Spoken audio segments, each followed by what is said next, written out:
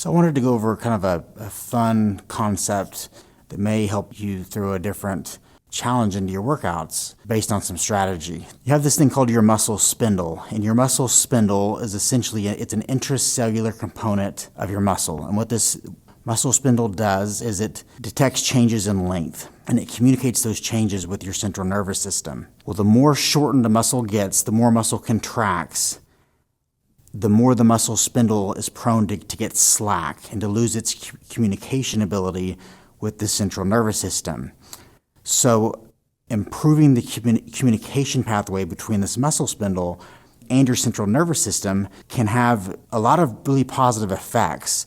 It can actually help increase range of motion because your body detects stability. It can communicate at the end range of a position, and it can also help build positional strength. So a way you can challenge this muscle spindle and to add a completely different strategy to your workouts is to challenge the muscle in the most shortened position for longer periods of time. Here's a way you could do that. Let's say you were doing a back workout one day. Well, instead of going through normal muscle contractions, and instead of going through this normal back range of motion like on this row, play with only challenging the most shortened position. Because in the most shortened position, that's when the central nervous system is going to have the least ability to communicate with this muscle spindle, and you can build up that communication pathway by challenging that end range of motion. And that's where isometrics kind of comes in. So on this row, this would be an example. I'm going to load this row up more than normal, so I've got a little heavier. And in the row, you're going to be the most shortened at the end range of the row. So when you're essentially when your lat is maximally contracted and you're at this end range extension. So if we load this row up and we just challenge this end range and we hold it for like 30 seconds and then we release the tension and rest for about a minute, you can do that for 3 or 4 sets and just challenge the end range, not going through these normal motions, but just holding that end position with challenge can help build the muscle and the communication pathway between that spindle and the central nervous system, which is going to help. It has some therapeutic benefits. So on this row machine, I would take the row and I'm just going to go to the end range of shoulder extension and I'm going to hold.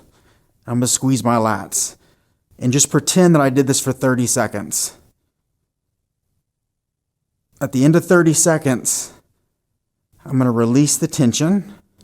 I would probably have a timer. I'd probably rest for about a minute, and then I would go right back into another 30-second hold at that end range. It's pretty freaking hard. It's a completely different spin on your workouts.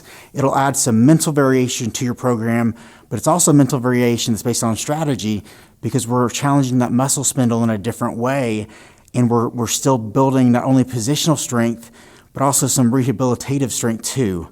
And you can do that with biceps. You can have a bicep workout where you only do these holds at the end range under a lot of load, rest for a given period of time, do it again, do that about 10 sets. You're going to be really tired at the end, and it's a completely different feel and a completely different way to build strength.